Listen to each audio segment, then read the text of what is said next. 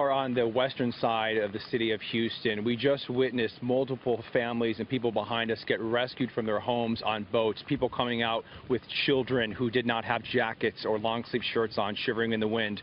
I'll tell you more about that in a minute, but I want to bring in Scott. This gentleman says he lives in one of these houses behind us and was just rescued. Scott, what did you just experience in the past hour? Yeah, in the last hour, the Coast Guard came by in a boat and they said expect another 10 feet of water.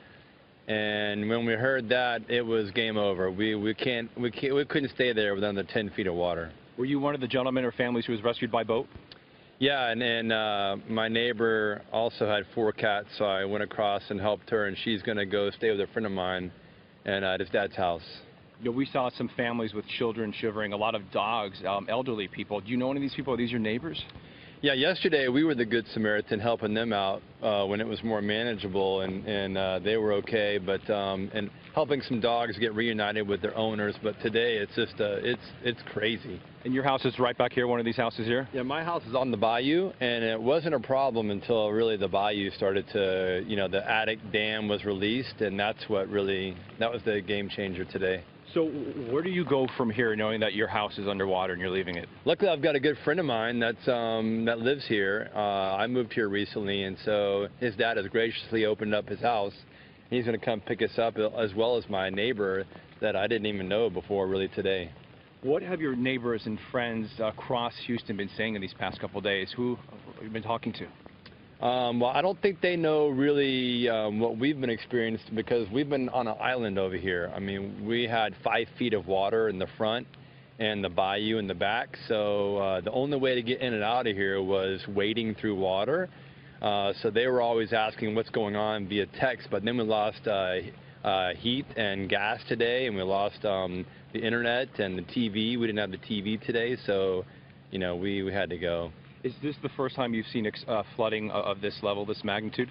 Yeah, this is crazy. I mean, you know, all my neighbors, all their cars are flooded. You can't even see some of the cars now; they're so underwater, and all the homes are flooded. I'm on the highest ground back there, and it's still another 10 feet. It's over.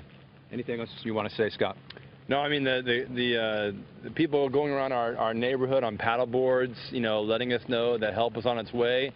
I mean, the Houston people are just awesome, and so I'm grateful for that. Scott, thank you very much. We wish you well.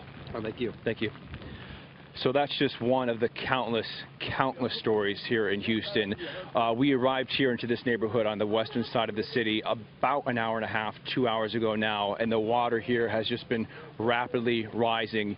You know, we spoke to some people who say they're abandoning their house and going to their neighbor's house who is on higher ground, and we must have seen at least 5 or 6 full-size families get off on boats from these houses right behind us. Some of them are wading the water. You might see some of them floating around on the kayaks behind us. And, you know, this is the western side, the far western side of the city. Yesterday, we were closer on the southwestern side of the city, in the downtown, closer to downtown in Maryland area. And there were also countless families who were plucked from their rooftops. We saw one family who was walking in water like this, and they had their dogs on a pool raft, and we said, where are you guys going? And they said, we just left our house. First time ever we had to leave our house, and they had their dogs on a pool raft. Another gentleman we spoke to said, my wife and children and I abandoned our house for the first time ever. They're a mess. I've got to get out of here. He brought his canoe over to his brother's house because he figures his brother's going to need it in the coming days, because his brother will have to abandon his house. And as you guys can see, it is a consistent, saturating wall of rain, and it has been like this almost on and off for 24 hours for about 3 days now. And as you look at it, and as our forecasters say this is going to continue, you say, where is this water going? Because it's going to end up in places like this. It's going to destroy people's homes. And a gentleman like Scott that we just talked to, and he's in good spirits considering the circumstances, has to walk away from their house. So, you know, you opened the show talking about the devastation, and this is it, witnessing it firsthand.